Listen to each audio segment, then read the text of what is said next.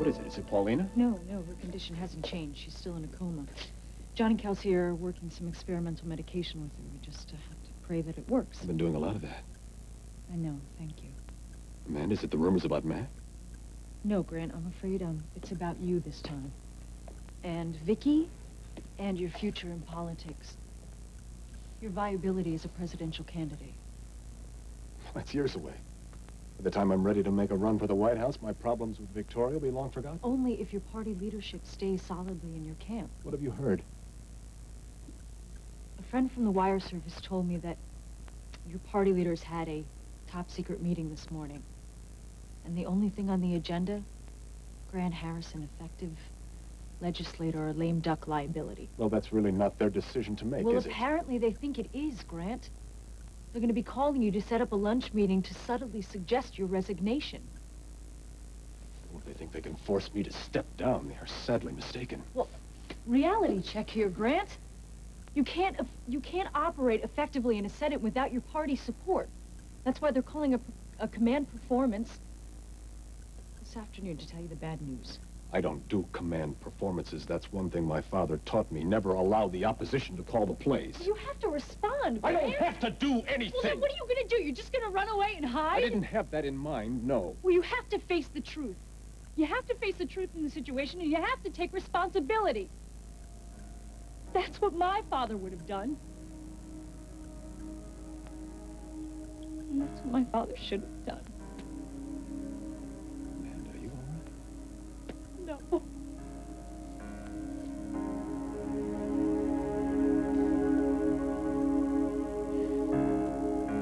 But aren't you going to read the letter? Maybe he realized he can't handle it if the child I'm carrying is Grant's. But the test hasn't come in yet.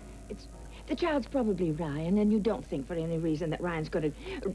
He's not going to send a farewell note in a letter like that and then just march out the door, dear. I just wish I could be as calm about this as you are. Well, I just wish you'd just stop being so hard on yourself, dear, and just read the letter.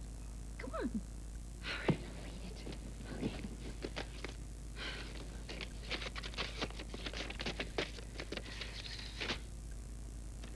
Dear Vicky, last night was... I can't find the words to describe how it felt to hold you and know that we're finally together and that's never going to change. I'd be there right next to you now, but Billy called this morning while you were asleep and he set a major sting operation up for tonight. Sorry, I can't tell you more, but this is classified. That is why I hate this job. Yes, come on. Don't worry. I won't put myself in any unnecessary danger. I have you and Stephen and our baby to think about now. And it doesn't matter who the father is because everything will work out. I'll be home in about 36 hours. There, I told you. I love you always, Ryan. I told you so. There's nothing to worry about. Nothing. Nothing to worry about. Bridget, remember that time that I was with Ryan and he couldn't forgive me for being with Grant? This baby could be a constant reminder of that. But he just said in the letter that it didn't matter to him, dear. He was just talking himself into it for me. Well, no. There's only one way to stop all this guessing. No. I don't want to know, as a matter of fact. In fact, if I never know... Oh, yes, then there's going to be trouble for you and for Ryan for the rest of your life. Now, what you're going to do right now is you're going to call the hospital and you're going to get the results of the test. You're going to have to do it sooner or later, dear. You might just as well do it now. Well, you want me to do it? I'll do it for you. No, give me that. I'll do it.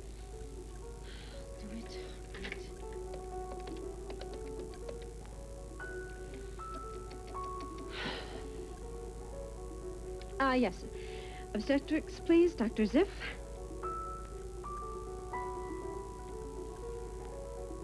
Hi. Dr. Ziff, this is Vicky Hudson calling. I wanted the test results of my sonogram.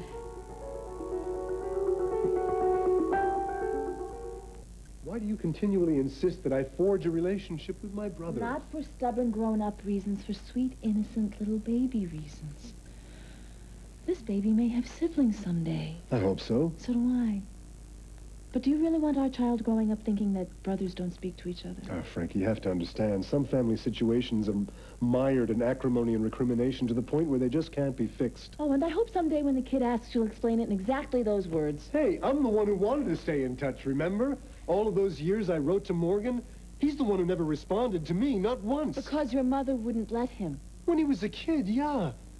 But when he got old enough to buy his own stamps, he still chose to pretend I didn't exist. Maybe he feels badly about that. Maybe that's why he wrote you the postcard and the telegram and why he's coming to visit you. Oh, there has to be some other explanation. He wants something from me or from us. Or Stacy put him up to it. She's dying for us to be one big happy family. Oh, and would that be so bad? Look, honey, I know that family is a loaded subject for you, but it's really your mother that you're so angry at. It's not fair for you to take this all out on Morgan. I just don't want you to get your hopes up. I don't want our child and you to be hurt. Are you protecting us or yourself? Now, come on, Cass. I'm the one that wants us all to be one big happy family. Well, I read somewhere that pregnant women should be allowed their flights of fancy. Okay, that's my cue. That's my cue to go back to the office.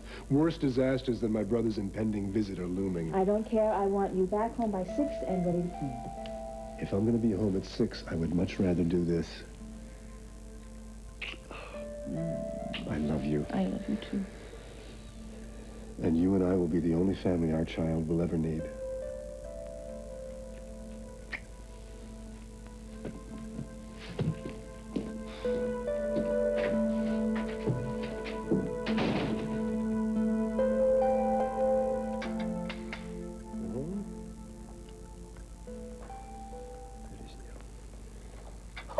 Hey, be careful there unless you want to see real sparks fly. I just did. I just saw real sparks fly. What are you doing? Oh, I was just saving Matt a few bucks by rewiring this old equipment instead of ordering new. Oh, you're terribly good at that sort of thing. Oh. Did you inherit that from your father? Yeah, I guess he taught me a lot of stuff. He was a millwright, wasn't he? Yeah, which means he was sort of a jack of all trades. Did you look up to him? When I was younger, yeah, not so much later on, though. Why not? Well, he lost his job when I was 12. He kind of took it out on me. Said I'd never amount to anything, wasn't smart enough. Said I shouldn't even think about going to college. I'd never cut it. That's awful. Yeah, well, he was wrong about a lot of things. Yeah, he was. Did you resent him for that? For the way you were brought up? No. Did the best he could. Family came first. And in his own way, I know he loved me. And I loved him, too, even though he made a lot of mistakes. Nobody gets perfect parents, right? Right. Why all of a sudden interest in my dad? Oh, I guess I've been thinking a lot about my father lately. You know, I told Rachel that she should prepare herself to have her illusion shattered. You think that maybe Mac did the things that Jake and Spencer are saying? You told Rachel that? Yeah, I most certainly did. How'd she react? She was very angry with me. She made me feel as if I'd been disloyal to the family and I wasn't worthy to be a Cory. Iris, look, these rumors, they may trash Mac's reputation. But maybe it's the best thing in the world that ever happened to you. Well, what did the doctor say, dear? The lab is backed up. They don't know when they'll have the test results. Well, then you're just going to have to learn to be patient. That's why I hate hospitals. I mean, how hard can it be? All the doctor has to do is look at the sonogram, tell me when the baby was conceived. I mean, how tough can that be? Not always easy to be patient, dear.